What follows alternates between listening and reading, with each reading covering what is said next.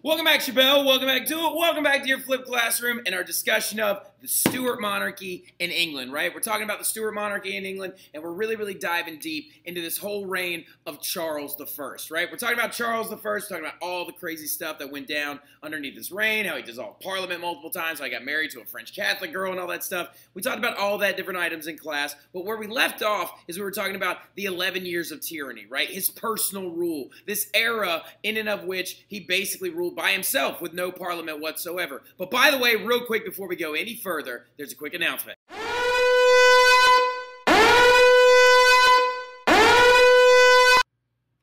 You are going to have a quiz on all of the absolutism stuff in England, specifically the day you come back, right? But let's pick up where we left off in class. Don't forget, quiz when you come back, next class period, on just the England stuff, okay? Now, anyway, getting back into it, though, we started talking about the 11 years of tyranny, how he was collecting taxes on his loans, or like on his own, doing forced loans, doing all this other crazy stuff, violating the Magna Carta, in multiple different ways, right? So the big thing about it, though, as well, is he didn't call it the 11 years of tyranny. That's what the English called it, right? He called it his personal rule, right? And the people, of course, hated him during this time period. Absolutely were disgusted by him because he's over there living the best 11 years of his life, having kids with his wife. They're like, marriage is rekindled. They're like obsessed with each other now because he's ruling all by himself. He's redesigning the palace and making it look really nice. Hiring this guy named Peter Paul Rubens to come paint the whole ceiling in a way that's just so grandiose and over the top. Spending, oh, I don't know, millions in English tax money on his house, right? This is very attempt at absolutist, as you can see. But then something big happens, right? Something big happens. It's a little thing known as the Bishop's War, right? The Bishop's War is a rebellion that breaks out, right? Okay, now a rebellion breaks out in Scotland because the Archbishop of Canterbury, underneath Charles, tried to impress this book upon the Scottish, right? This thing known as the Book of Common Prayer, right? They were like, hey, Presbyterians, use our book instead. And the Presbyterians were like, how about not? Punch, punch, punch, and literally start a massive rebellion, right? So Charles is forced to bring Parliament back to try and solve the issues with this war, raise money for this war, right? This Bishop's War, as it's so aptly named. When he brings Parliament back, this period of time is known as the Long Parliament, right? Because Parliament actually stays in session for over a year, right? Which is rare. It doesn't normally happen. Now, in this whole process, though, during Parliament's Long Parliament, they decide to check his authority. They try and execute his closest friend. Now, this is where we left off, right? This is where we left off in class. We talked about how, like, Henrietta walks up. And it's like, what the heck, bro? I've been gone for 5 minutes and you let them kill your best friend, right? Like, so, like, this is absolutely ridiculous. You should go down there because I've heard a rumor.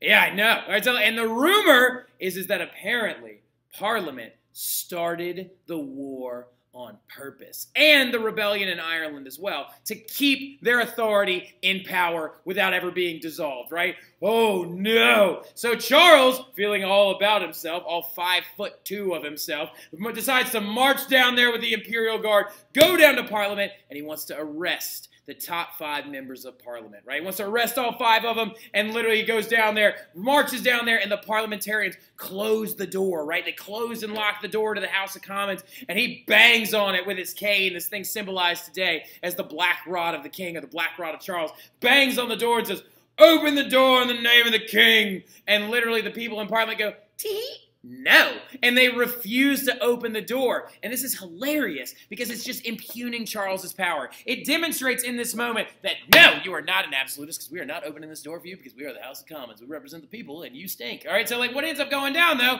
is that the soldiers break the door down and the 5 men that actually they were there to arrest escaped out of back door, which I find hilarious. I'm sorry. It's so anticlimactic, you know what I mean? That he's banging on the door going, open the door in the name of the king. And they're just like, tee-hee-hee, no. And then 5 little old men in black robes just go, and just like sneak out of a back door. Is so funny to me. All right, so like now look. So the big thing about it, though, in general, is Charles, now ridiculously embarrassed, decides that he needs to put the Parliament in check permanently. And he's like, you know what I'm doing? Can't do this anymore. Can't let these kids just cop this attitude all the time. I'm going to raise myself an army. All right, so like Charles goes up into northern England at the border of England and Scotland, and he wants to raise an army so he can go back down to London and attack the Parliament. Well, you know what? 2 can play at this game, Charles. You want to raise an army?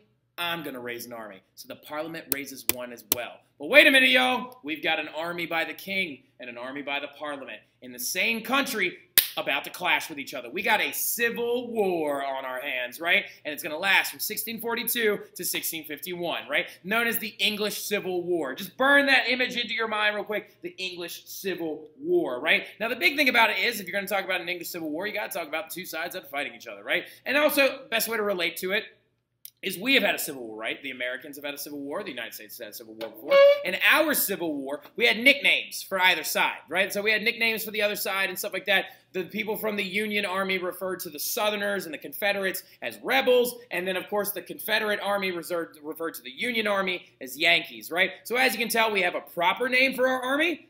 And then we have the nickname for our army, right? So what these people are, Charles supporters, okay, also known as the Old Model Army is their official name. Charles supporters are known as Cavaliers, right? Cavaliers against these other people that were the parliamentarians, the New Model Army, or AKA the Roundheads, right? Now looking at these two individuals really, really closely together, really fast, Roundheads didn't call themselves Roundheads. Charles's army called them Roundheads. Why did they call them Roundheads? Mostly due to the fact that, one, they said apparently the boys that played the drums in their divisions and stuff like that, because most of the parliamentarians were made up of middle-class and lower-class army, like, officers, right? And so the thing about it is their drummer boys and stuff like that would oftentimes shave their heads to avoid lice, okay? So they called them Roundheads because they had, like, shaved heads. Or it could be referring to their helmet and stuff like that. Also, Roundheads is like a slight. It's a jeer. It's like a making fun of them. It's like a pointing at them and laughing and be like, aha, Roundhead, you're poor. Now, like, so, like, that's the parliamentarian army, right? And then the other side is the Cavaliers. Now, y'all know the Cavaliers. There's these teams called the Cleveland Cavaliers.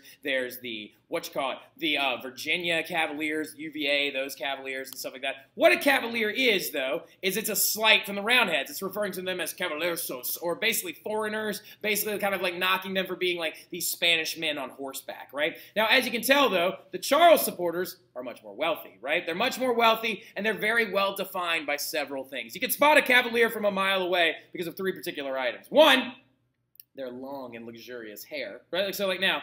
Two, their mustache, like so. And three, the ostrich feather that had become very popular and very, very expensive to wear in your hat at the time, right? Now, ironically enough, I think it's really funny that LeBron James started his entire career as a Cavalier playing for the Cleveland Cavaliers, and LeBron James... LeBron James, LeBron James, LeBron James, LeBron James, LeBron James. Is also known as King James, right? Get it? King James, Charles's dad.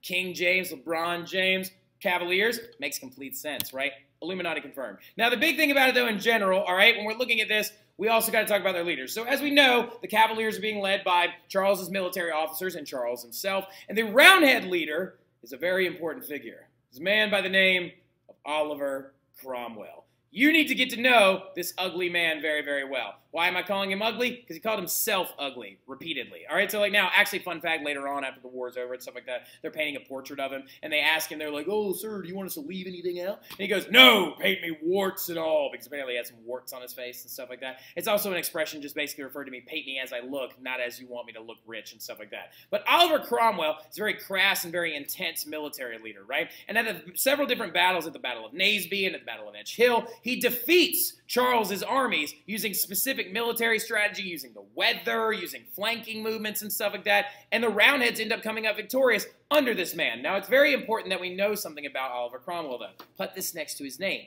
He's a Puritan, right? Like, so he's a Puritan, which means that he does not like fun in any iteration whatsoever. He's not a fun-loving guy. He's not like coming to your birthday party and bringing the best, like, hors d'oeuvres, right? He's actually coming to your birthday party and being like, stop singing, put the beer away, wear black and white, take that streamer down. Rah! Like, so, like, Oliver Cromwell, not the nicest guy on the planet. And speaking of his warts, there's one of them right there. Now, Oliver Cromwell, though, comes into power, and what ends up going down is he regains the power of the Parliament. Charles's forces are defeated in the English Civil War, and he comes in and he says, now, Charles, you have two options here. One, you can sign these new documents, let us limit your power forever, and take responsibility for this war, or we can hold you for the crimes you've committed against the English people.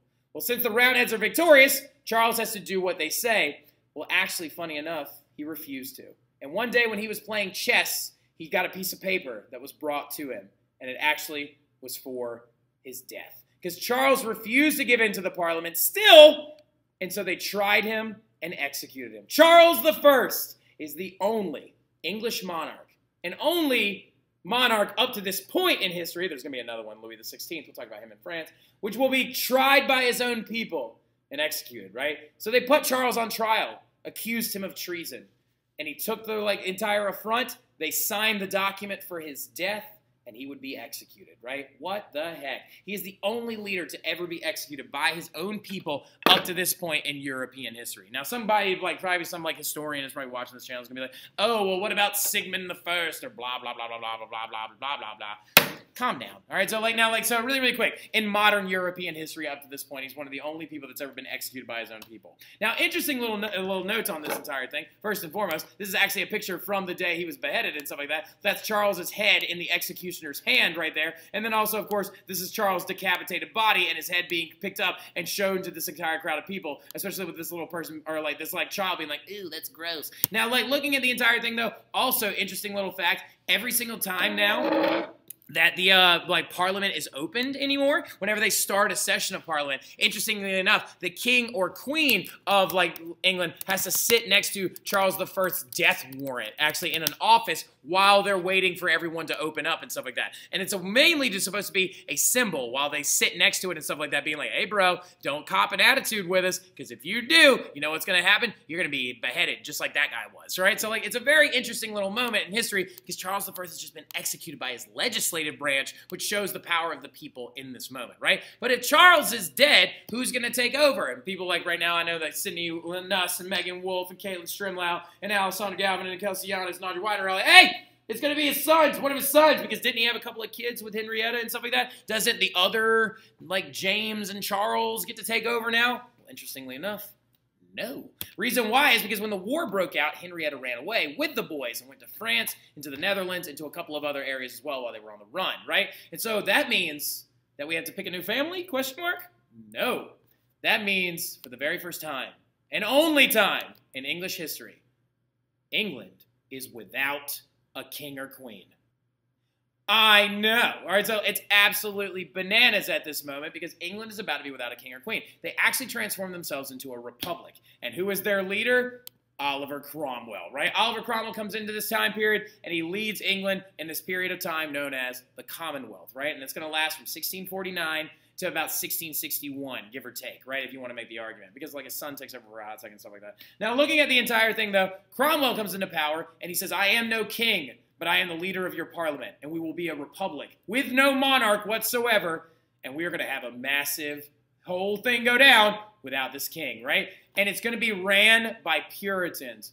Oh, no. So which means that so many fun things are going to go away. Now, how does he do this, though? Because it's not like every single person in the parliament was actually a Puritan or whatever. He does this in a very strategic way, okay? He actually fired everyone that did not support him from the parliament, right? He comes in as prime minister and he goes, you're fired, I don't like you. You're fired, I don't like you. You're fired, I don't like you. You don't agree with me, neither do you, neither do you, neither do you. And he fired all the members of parliament that did not agree with the puritanical ideas that he had. And so what he created now is a parliament that agrees solely with his ideas. And there's a nickname for it. The parliament he created was known as his rump parliament. Do me a favor, highlight rump parliament. That's why it's in yellow. It's why it's very important. It's going to be a fill-in-the-blank question on your test, okay? The rump parliament was the parliament designed by Oliver Cromwell so he could get all of his initiatives passed as fast as he possibly could. And do I mean some initiatives, right? The biggest things that happened underneath Oliver Cromwell are going to be a lot of crazy intense things. One, he invaded Ireland because they were Catholic and killed a lot of Catholic priests and civilians just because he wanted to bring them under the control of the British crown, and well, not the crown at this point, but under his control, and then also because he was an anti-Catholic, he's not a monarch. Oh man, I'm messing up right now. He's also just anti-Catholic, right? So he invades Ireland, leading to a massive massacre of Catholics and Irish people and Irish priests, right? Now, this is going to lead to a very intense moment. This demonstrates that Oliver Cromwell is willing to use violence against Catholic people, right?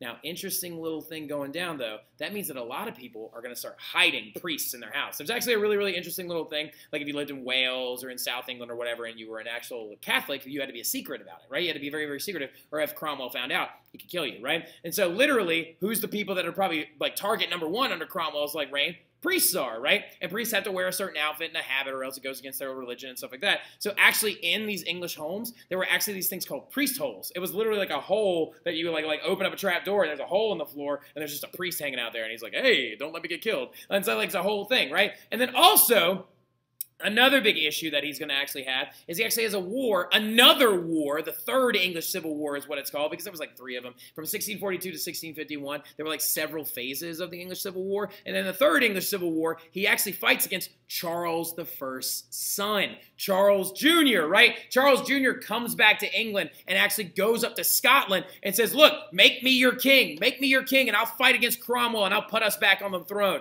They do make Charles the king, but they also tell Charles, like, all right, get after him. But then he ends up losing, all right? So, like, the Scots wanted Charles, Charles Jr., Charles' son, the dead Charles' son, to be their king and stuff like that. He goes off and fights Oliver Cromwell, and he ends up losing. Now, in this whole crazy process as well, just to give you a little heads up, is that actually while Charles was on the run from Oliver Cromwell, he hides with a family that's loyal to the old Stuarts and stuff like that. And in that house, they put him in a priest hole, and there's a priest down there. And actually, interesting little thing happens. Charles Jr. ends up converting to Catholicism and stuff like that. Just keep it in the back of your mind that Charles Jr. is a secret Catholic, right? So going forward as well, Oliver Cromwell then also starts a massive campaign of banning all fun in England, right? He tries to cancel Christmas. He literally he canceled Halloween. He made it so you couldn't give gifts at Christmas or celebrate or feast or drink alcohol. He outlawed alcohol. He closed bars. He closed theaters. He fined people for missing mass in the streets. He banned sports on Sundays. He said that literally if boys were caught playing football on a Sunday, they could be whipped and stuff like that. There were fines issued for all kinds of stuff like that. You couldn't wear bright colored clothes. You couldn't wear perfume anymore. You couldn't wear ostentatious jewelry. He also pushed this thing known as the Navigation Acts on the colonies, which we'll talk a lot about later, but it's a series of acts that actually told the colonies like Plymouth, Jamestown, all the ones over in America,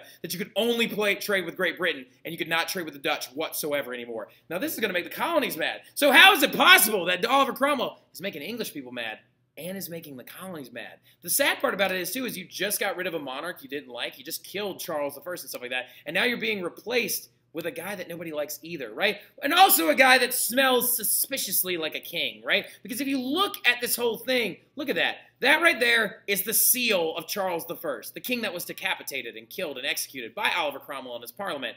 This is the seal of Oliver Cromwell. Charles's seal has a horse that's running with a hunting dog underneath it, and he's hunting in the process. Charles is on a horse, there's just no dog, and it's not running. Looks to me like pretty much like he's basically a king anyway, right? Now, one big positive that Oliver Cromwell brings around is he does allow the Jews to come back to England, which is really, really cool because actually it's one of the very first times in laws that actually have happened in England where there are anti-Catholic laws in the books, but the Jewish people were allowed to come back. Now, a lot of people believe that this is because he believed that they needed to try and stimulate cultural growth, cultural businesses, and then also the economics in England as well. Because how much money are you really making if you got a bunch of people that don't drink and don't do anything, right? So now, so also though, later on, he starts freaking out, turns England into a series of military districts, almost like a police force, and he's just as bad as the kings that came before him. So ironically enough, what's going to end up happening though is Cromwell is going to die, right? So Cromwell's going to die eventually in 1660. Cromwell dies, right? He dies from a mysterious fever. They take him and they bury him. And his son takes over. His son's name is Richard Cromwell. It takes over for a small amount of time. But everybody has a nickname for him. Ask me about the nickname. Ask me about Richard Cromwell's nickname, Oliver Cromwell's son. Well, what ends up happening, though, is Oliver Cromwell dies, and, what ends up going down is they bury his body and stuff like that. And England is like, man, I think we really messed up when we brought Oliver Cromwell in. This Republic thing ain't working for us, right? It's awful. It stinks. It's the worst. You know what I mean? It's so annoying. We can't do anything. Christmas is canceled. Halloween's canceled. All this other stuff we're not allowed to do.